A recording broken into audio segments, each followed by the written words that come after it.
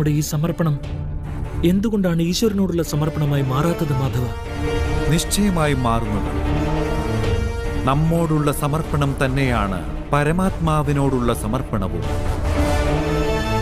സർവധർമാൻ പരിത്യജ്യ മാമേകം ശരണം വ്രജ. സമസ്ത പ്രപഞ്ചവും പരിത്യജിച്ചുകൊണ്ട് നമ്മെ ശരണം പ്രാപിക്കൂ പാർത്ഥ.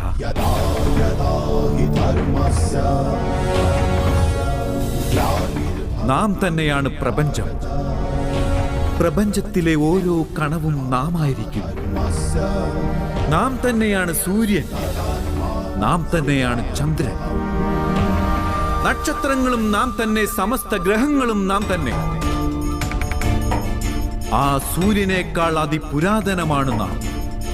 ഏതെങ്കിലും വൃക്ഷത്തിലെ പൂമൊട്ടിനേക്കാൾ നവീനമായത് നാം തന്നെയാണ്. സമസ്ത മനുഷ്യകുലവും